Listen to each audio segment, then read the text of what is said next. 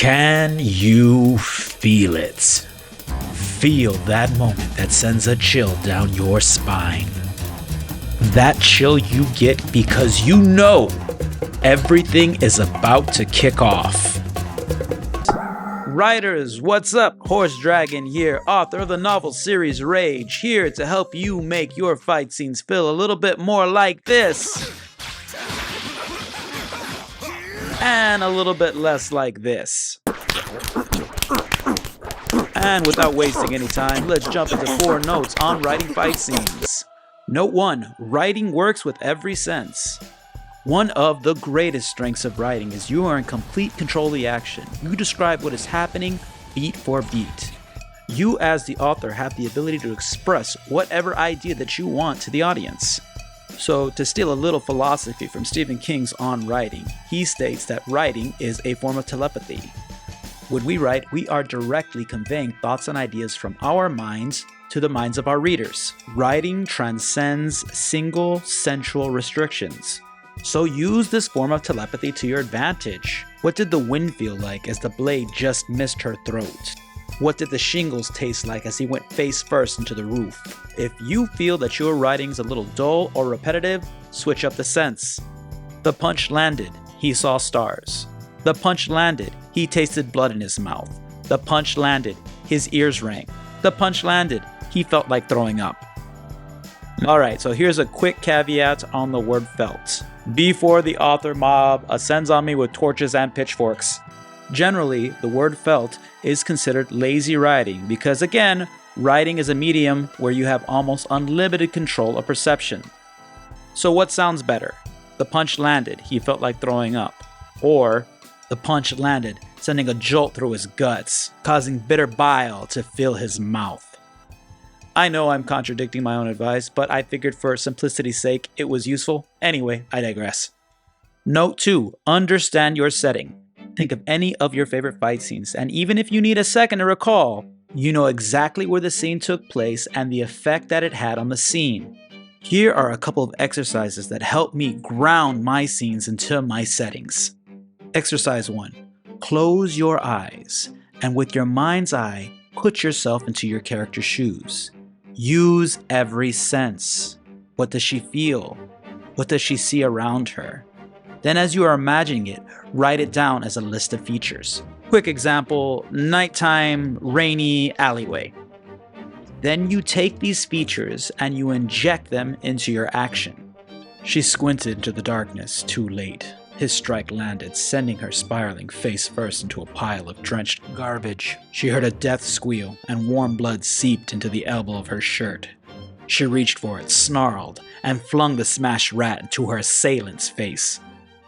Exercise 2. Block it out visually.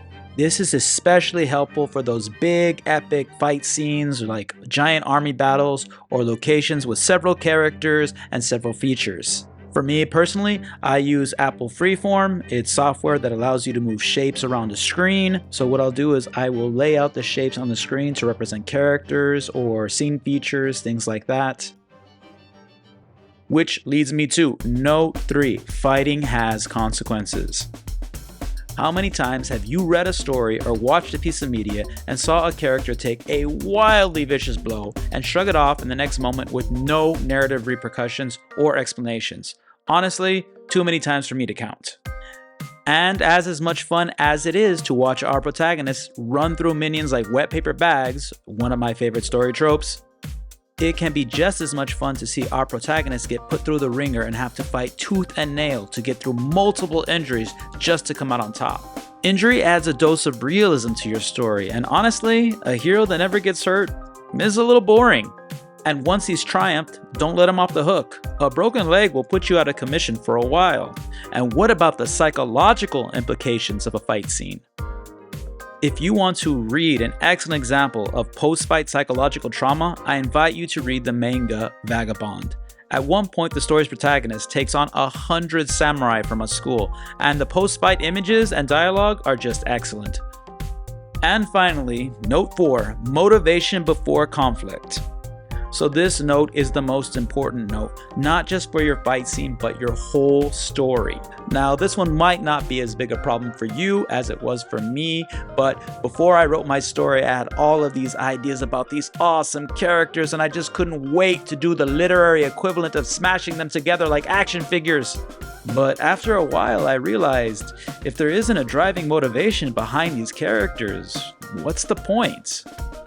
Motivation is a key aspect of any character-driven story and any event-driven story as well, even if the only motivation is simply to survive. Now, I know there's plenty of works of arts, especially in anime, that is predicated on the plot being the character's motivation is fight to get stronger and get stronger to fight. I'm looking at you, Dragon Ball, but if you look closer in every story, every character has their motivation involved.